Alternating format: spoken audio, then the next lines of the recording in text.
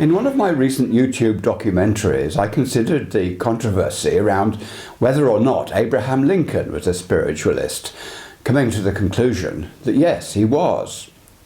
This time, I'm looking at his contemporary across the Atlantic Ocean, Queen Victoria. Was she also a spiritualist? They had several things in common. Both were leaders of great nations. Both were targets for assassination. 7 attempts were made on Queen Victoria's life between 1840 and 1883, attacks by the mentally unhinged or Fenians wanting Irish independence. The Queen saw them as making her more popular and not less. Both of these heads of state appeared sympathetic to spiritualism, and both had a portion of their private papers and diaries obliterated after they died by people wanting to protect their public image by wiping out evidence of spiritualist sympathies. Both these leaders had spectacular funerals, Queen Victoria's being one of the largest the world has ever seen. She died on January the 22nd, 1901, aged 81, and her body remained at her seaside retreat, Osborne House on the Isle of Wight, that's off England's south coast, while preparations were made. On the morning of the 1st of February 1901, the royal yacht Alberta brought her coffin to Portsmouth, preceded by a flotilla of torpedo destroyers with Britain's warship fleet on one side and warships of other nations on the other, a procession 11 miles long. The royal mourners, including Germany's Kaiser, followed in their own yachts. The following morning, the coffin travelled by train to London, where an absolutely massive crowd watched her body being transferred across town on its way to Windsor Castle, with burial taking place later at the Royal Mausoleum at the nearby Frogmore Estate, her final resting place. The Queen had had this shrine built for Albert at her own expense and regardless of cost. Now it holds both of them. The Queen left 12 pages of instructions for her funeral, some quite eccentric, as though she expected a journey to the hereafter similar to those anticipated by the ancient Egyptian pharaohs wanting to take items for the journey to the afterlife. Her coffin contained this model of her husband's hand, made following his death. She'd slept with it for 40 years. A cloak embroidered for Albert by Princess Alice, seen here, and the prince's dressing gown also went into the coffin. The Queen lay upon this above a layer of charcoal to mop up the moisture and odours of her disintegrating body. There was Scottish heather too, and she had rings on every finger, many bracelets, necklaces and jewel-encrusted brooches, with wedding rings on each hand, one from her husband, Albert, the other from her personal servant, John Brown, who had given the Queen his mother's wedding ring. John Brown's portrait was put in her left hand, and a lock of his hair, all hidden from view by a bouquet of flowers. She saw no conundrum in these burial rites uniting the two important men in her life. She wore a white dress and the veil from her wedding ceremony, a white theme mimicking a wedding rather than the traditional black. Her body was taken directly to St. George's Chapel in Windsor Castle, allowing 2 days for private viewings by her family, before interment beside her beloved Albert in the mausoleum. Sir James Reed, the Queen's personal physician for 20 years, carried out these multiple requests against the protests of her recalcitrant children. Reed had a special importance for Victoria, since she often opened her heart to him in conversations varying from whether dogs had souls to her disdain for Prime Minister Gladstone. His responsibilities only ended once the coffin was sealed on the 25th of January and covered by the Union Jack. Victoria wanted a ceremony fit for a monarch of her stature, since she was both the Queen of Great Britain and Ireland and the Empress of India. As the daughter of a soldier, she chose a military funeral, her remains being carried on a gun carriage. Her reign of 63 years and 7 months outlasted 10 prime ministers, 18 presidents of the United States, and 16 viceroys of India. She had 9 children and 42 grandchildren, and through their marriages became the matriarch of European royalty, using these links for her very own intelligence network to pursue her own interests, which actually created tensions between the crown and ministers in the process. She was a very canny political operator. Victoria reputedly wrote 2,000 words a day, keeping her diary until just 10 days before her demise. And in trying to assess whether she was a spiritualist, we must acknowledge that large parts of her journals were deliberately excised by Princess Beatrice, her literary executor. Victoria's output amounted to 141 volumes and 60 million words, but subsequently anything that might upset the royal family was removed. So Beatrice created 13 handwritten volumes, but most of the originals, dating from the 1840s onwards, were destroyed. As Julia Baird, the author of this book, put it, and I quote, "It was a kind of document bonfire burning that can make a historian weep." Further evidence was trashed by the new King, Edward VII, in his hatred of John Brown, her personal servant, and her other servant, the Munshi from India. Because of this substantial cover-up, we're bound to wonder what we were not being allowed to know. The German Prince Albert of Saxe-Coburg and Gotha, the Queen's first cousin, was married to Victoria for 21 years, from 1840 until he died aged only 42 in 1861. Originally just her consort, in time he became a pivotal influence in policy matters, ensuring the success of the Great Exhibition of 1851 and reforming the way that the royal palaces were run. She came to rely on him, and for many, Queen Victoria became simply the female figurehead for an all-male imperial enterprise. She was characterised as expressive, humorous, stubborn and unconventional. Their passionate relationship resulted in 9 children. Victoria described her wedding night as gratifying and bewildering. "I never ever spent such an evening," she wrote. "His excessive love and affection gave me a feeling of heavenly love and happiness." And she became pregnant immediately.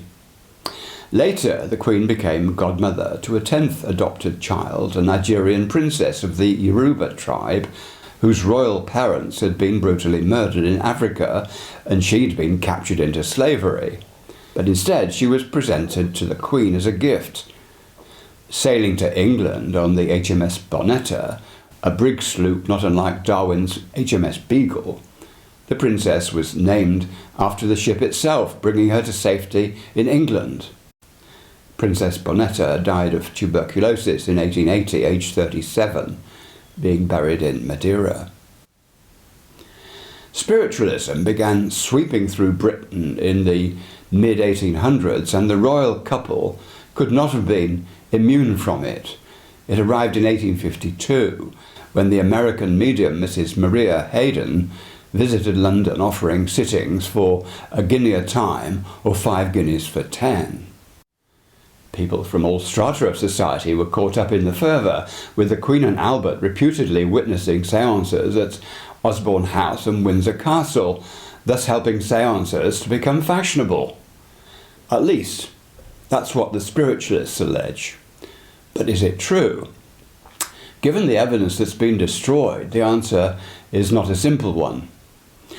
During the Victorian era, child mortality was high, life expectancy short, and grief involved elaborate mourning rules and rituals, with black dress for fixed periods, funeral processions and post-mortem photography, and memento mori jewellery like this, incorporating the hair of the deceased.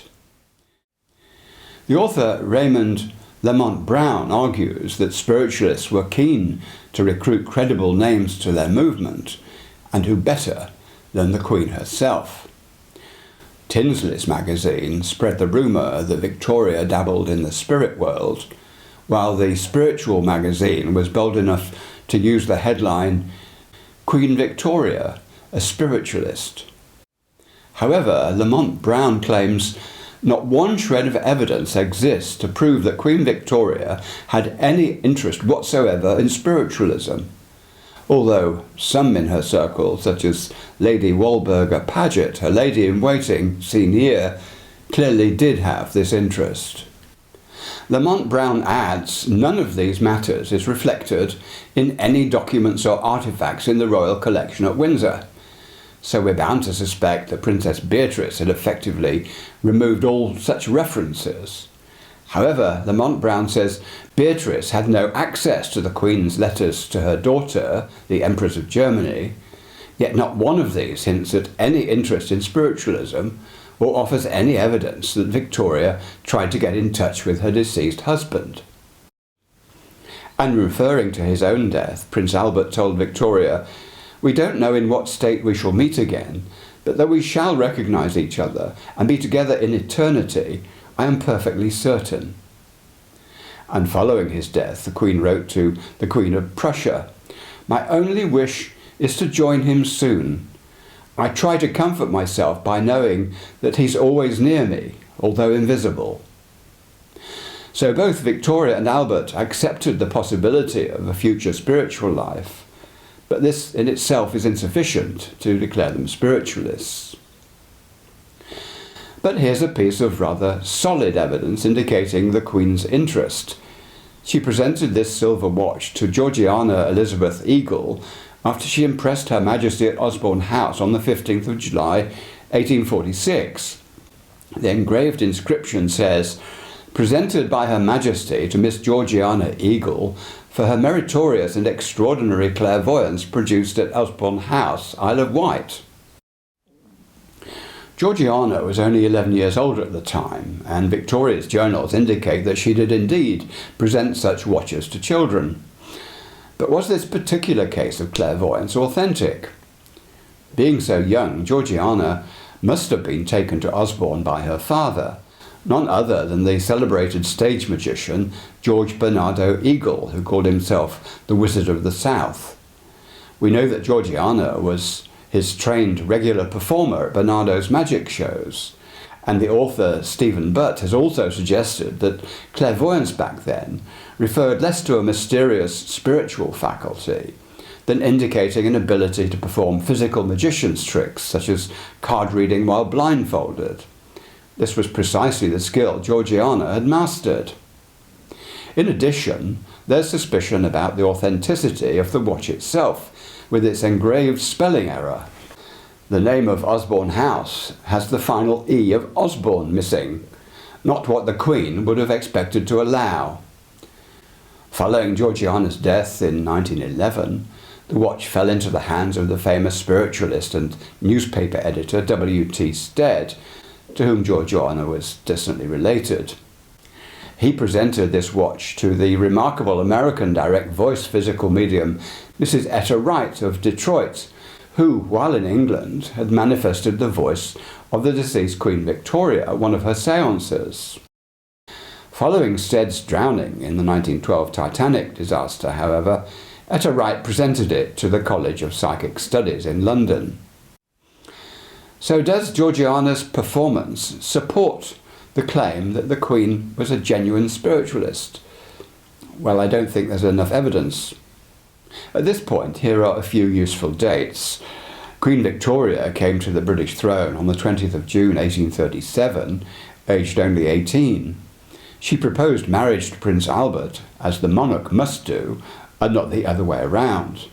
They were married on the 10th of February 1840, her husband being 21, the same age as herself.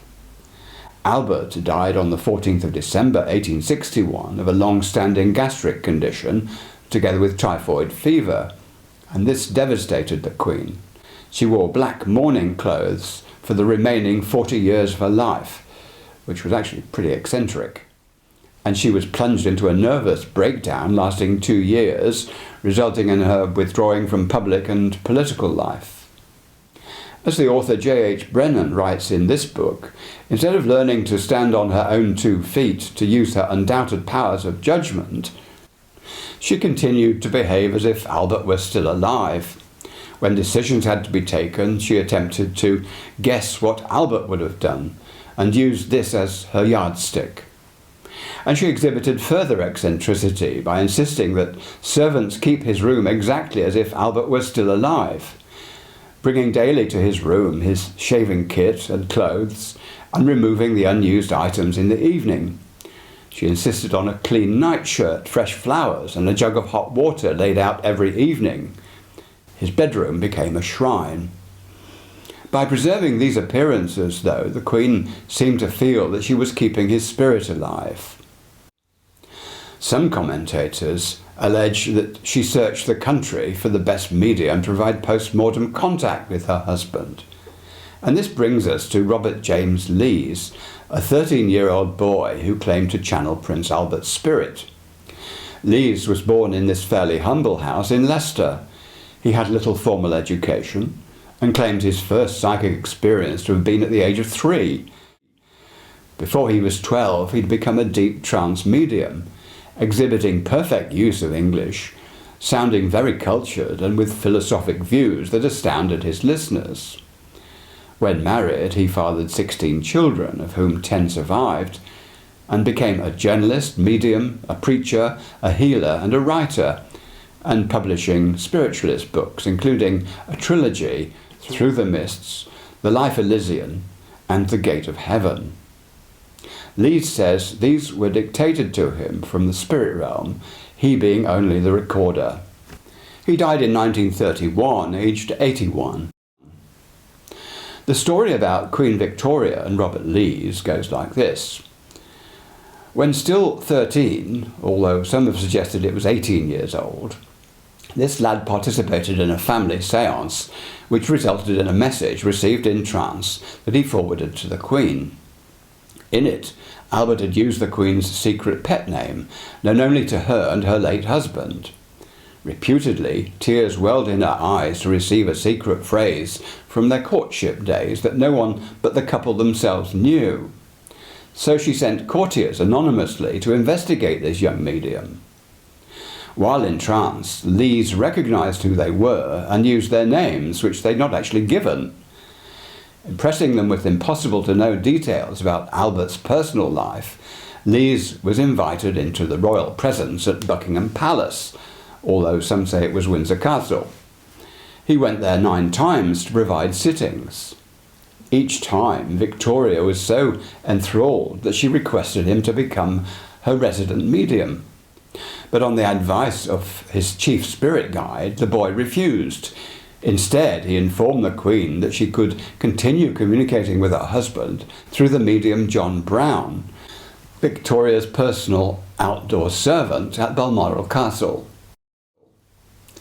Lees, however, did agree to give seances to Her Majesty in exceptional circumstances, and did so. But when he wanted to write about this relationship with the Queen, she forbade him from doing so, so he kept it secret for the rest of his life. Now, is this story true? In her 720-page definitive biography of Queen Victoria, seen here, Elizabeth Longford doubts its authenticity, suggesting no secret pet name existed between the couple, and citing the prince's private letters to the Queen simply being signed Albert or A. But Peter Underwood, the author of this book, Queen Victoria's Other World, suggests that if the pet name was the couple's secret, it would not have been used in letters anyway. Lady Longford also asserted that the Queen felt increasingly uncertain about what her husband would have thought, wondering distractedly how to apply his principles in a changing world. And therefore she doubted the Queen really enjoyed spiritual communication with him. Another source of information on this story is the archive website devoted to Lees, seen here. But remember, the true nature of any post-mortem relationship Victoria might have had with Albert was thoroughly sanitised by Princess Beatrice when she wielded her red pencil. Another source for Robert Lee's story was his daughter Eva. After his death, she came into possession of 4, some say 6 envelopes carrying the royal seal, together with a copy of her father's book entitled Through the Mists, bound in Morocco leather and with a gold royal crest on the front. Eva claimed that the Queen ordered 6 copies in this special binding, presenting one to Lees himself in gratitude for his service and support, with the remainder for members of her family. She also claimed these envelopes proved the existence of her father's private correspondence with the Queen. These claims became public knowledge through the publication of Arthur Findlay's book, seen here, The Curse of Ignorance. However, he categorically states in this that these leather-bound copies were not produced by royal command, but at Lee's own expense, with 4 sent to members of the royal household. So the envelopes simply contained acknowledgements from the secretaries of the 4 royal recipients. The Duchess of York's lady-in-waiting acknowledged from Sandringham, Princess Henry of Battenberg acknowledged from Osborne House, the Princess of Wales acknowledged from Sandringham, while Queen Victoria herself also acknowledged through the private secretary from her Privy Purse office on the 21st of January 1899. So it would appear that Eva Lee's version of this story was an embroidered one to boost her father's image. But even so, the story must have come from somewhere, maybe Eva Lee's or someone else, and it could have some substance, but we cannot know. So let's move on to the next possible spiritual influence on Victoria, her gillie, the supposed medium, John Brown. He was an unusual man, not well educated, yet strong-minded, uncouth, rude to others, and failing in the deference that the upper classes expected of their servants. Despite this, the Queen lapped up his dominating treatment and lavishly praised him. When cross, Brown even addressed her as woman instead of Your Majesty. But he did genuinely care for her.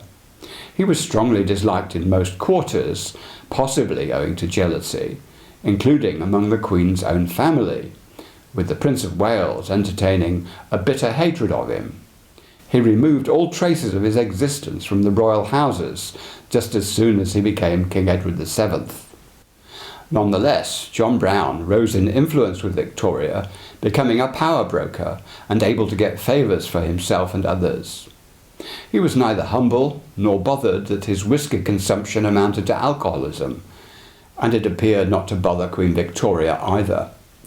His overbearing manner caused many altercations in the royal household, yet he gloried in the self-importance of being her personal Highland servant, and to all intents and purposes Victoria seemed to fall in love with him. Some servants snidely dubbed Brown the Queen's stallion, and even Victoria's children referred to him as Mamma's lover, possibly because Brown and Victoria slept in adjoining rooms, with Brown allowed to enter hers without knocking. Suggestions were even made that Brown's influence might be mesmeric, like the hold Rasputin had over the Tsarina of Russia. So was John Brown truly a spiritual medium? A French newspaper of the time, Le Gaulois, claimed he was the Queen's Minister for Spiritual Relations with the late Prince Consort. It reported that at cabinet councils the Queen would sometimes say, "I must first consult the Prince," and accordingly she retired to another room.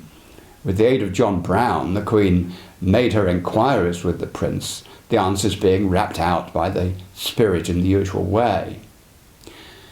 Because the Queen's life was largely hidden from public view, several myths were given credence through gossip. One scurrilous pamphlet entitled Mrs. John Brown stated that the Queen was married to him, that a child was born between them, yet he was also indeed a spiritual medium, helping her keep in touch with Albert. Others suggested the Queen had become insane, with John Brown her keeper. The Swiss Gazette de Lausanne even made this scurrilous yet anonymous report. They say that with Brown, and by him, she consoled herself for Prince Albert, And they go even further. They add that she's in an interesting condition, and that if she was not present at the inauguration of the monument to Prince Albert, it was only in order to hide her pregnancy. This caused an official complaint from the British minister in Bern to the Swiss Federal Council, but nothing came of it. And although the British press tended to steer clear of such controversy, questions still remain today, as shown by the title of this 1997 movie starring Judi Dench and Billy Connolly, entitled Mrs. Brown. This film gave the idea of intimacy between them a new lease of life. And then in 2003, extracts were published in the British Diarist. Lewis Harcourt, the Secretary of State for the Colonies from 1910 to 1915 in Lord Asquith's Liberal government, wrote in his diary that the Reverend Dr. Norman MacLeod, Victoria's chaplain, made a deathbed confession to his sister that he had indeed married the couple and regretted it for the rest of his life. Harcourt's diary noted that Miss MacLeod could have had no object in inventing the story. So, quote, "One is almost inclined to believe it, improbable and disgraceful as it sounds." Indeed, the historian Sir Stephen Runciman, a well-known historian of the Crusades, when researching in the Royal Archives in Windsor, claimed to come upon the marriage certificate of Queen Victoria and John Brown.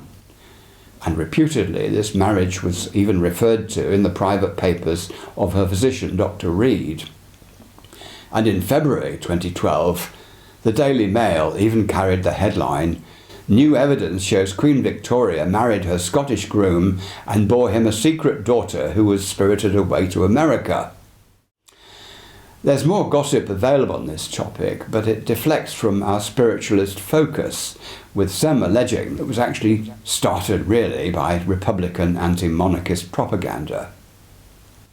The thing that added to Brown's power was the decision to try to bring the Queen out of her overwhelming bereavement grief more quickly by bringing her gilly down to Osborne from Balmoral with her favourite pony, Lochnagar, and her personal carriage.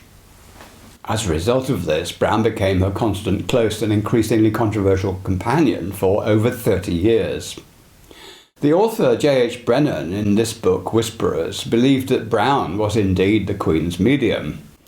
He could mount a séance, and the dead prince would speak for himself. Also, the art critic William Michael Rossetti claimed the real secret about this relationship must be Brown's mediumship, adding, if he was able to bring through the deceased prince, was it surprising that Brown became closeted with her alone, sometimes for hours? It's clear that Brown was credited with what the Scots call second sight, but we call clairvoyance. It's assumed that the Queen kept a detailed record of her séances with Brown, since she wanted to publish a monograph about him.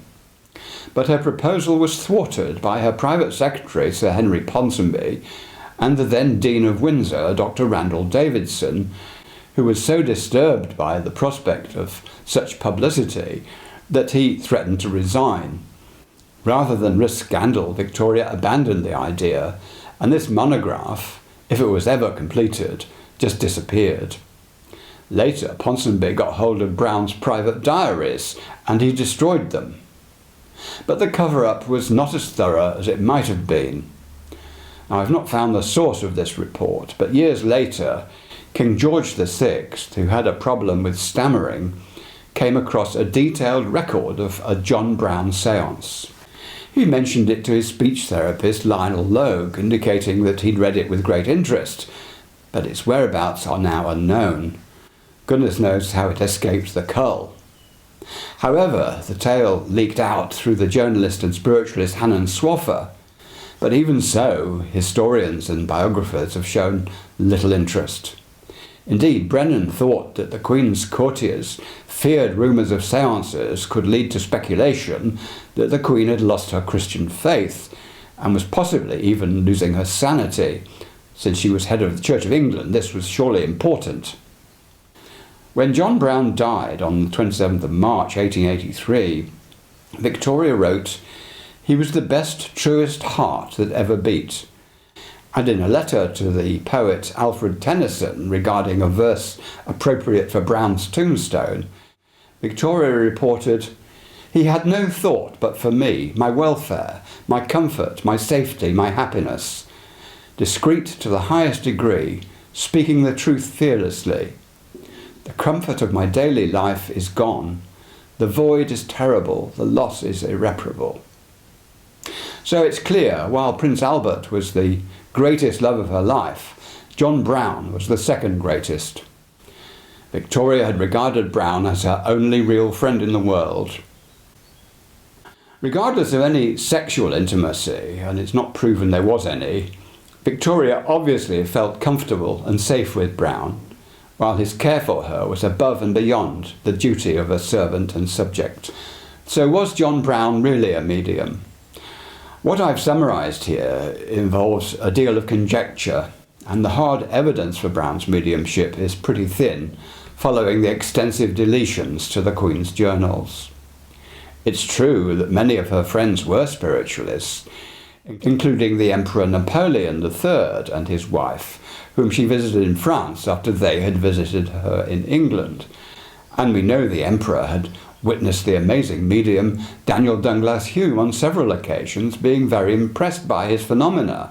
So it's unlikely that the Emperor would have made no mention of these during his entire visit.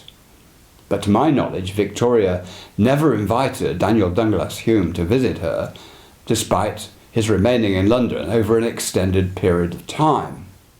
The Reverend Stainton Moses was the only medium mentioned in the records who did visit at Balmoral.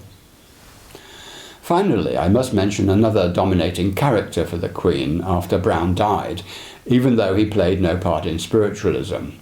Known as the Munshi, which in India refers to an administrative clerk, the Queen's relationship with him was depicted in another famous 2017 film entitled Victoria and Abdul, starring Judi Dench again and Ali Fazl. The Munshi was Abdul Karim, a young Indian who created even more controversy than Brown had done by gaining ever more favour with her, which admittedly he exploited to get wealthy and aggrandize himself. Coming from the Indian city of Agra, his existence was subsequently scrubbed entirely from the royal history after Victoria's death by her vindictive family. They so disliked him. It was a hatred fueled by snobbishness and racial prejudice, the Queen thought, and she defended him robustly. Once Prince Edward became king, he demanded all the letters between them to be burnt, with Karim's family deported back to India. Victoria's daughter Beatrice erased all references to him, while the king even chased Karim to India for any correspondence that he'd taken home when he left, in order to confiscate it and burn it. What offended the royal household was the privileges the Queen afforded Karim: trips to Europe, titles, honours, portraits painted, like this one, a private carriage, and personal gifts including 143 acres of land back in Agra, together with a pension for his father. Karim was considered to be an even worse influence than John Brown had been. He was just 24 years old when he arrived in England to wait at table during Queen Victoria's Golden Jubilee in 1887, being sent as, quote, a gift from India. He was promoted well beyond servant status, and in letters to him, Victoria would sign herself as your loving mother or your closest friend. Karim won the Queen's heart by cooking her a chicken curry with dal and pilau rice. According to her biographer A.N. Wilson, she so enjoyed this dish that curry became one of her regular meals. And she became more interested also in Indian culture. Karim taught her Urdu, known as Hindustani back then, so the relationship blossomed. Perhaps we can conclude in this way, that Prince Albert gave the love of a husband, while Abdul gave her the love of a brother, and John Brown gave her the love of a father figure. I would normally end here, having found insufficient evidence to definitely call the Queen a spiritualist, so much information having been suppressed. Any other conclusion would have been speculative. And I was surprised to find this notice agreeing with me. It comes from the popular spiritualist newspaper Light of the 6th of April 1901, only a few months after the Queen died. It was headed, "Was Queen Victoria a spiritualist?" And it reads as follows. This question has often been put to us, and we've often wished that we were able to give an authoritative reply. We think we're in a position to do so now. Again and again, we've seen the assertion that Her Majesty was a spiritualist beyond a doubt, and that John Brown was her clairvoyant medium. And we've even seen it stated that an American medium visiting this country gave Her Majesty a seance at Her Majesty's request. But we've now been given a direct assurance of one who is in a position to speak with authority that in no one of these assertions is there a particle of truth. Her Majesty firmly believed in the continuance of life after death, and was fully persuaded in her own mind that Prince Albert was frequently with her, guiding, protecting and sustaining her. But this was belief only, not knowledge. In spiritualism, as we know, she took no interest whatever. We may wish it had been otherwise, but it is well to know the truth. Now, although this summarises my own conclusion, I have a sense of suspicion that the paper was put under pressure from the so-called anonymous authority to which they refer, putting the editor under something of an obligation. Could a member of the royal household, possibly even Edward VII himself, knowing the evidence had been effectively suppressed, have required this notice? I acknowledge this as my own speculation, but printing a mere couple of column inches on such an important topic seems inappropriate to me. Since then, however, there's been another development. The arrival years later of the famous direct voice medium Leslie Flint. He was subjected to many stringent tests of his genuineness, as this photograph shows of his mouth being taped up, and as you can find in his book, Voices in the Dark, My Life as a Medium. And he provided a channel for many famous deceased people to give messages using their own voices, which came out of thin air near the medium, and not using the medium's own voice.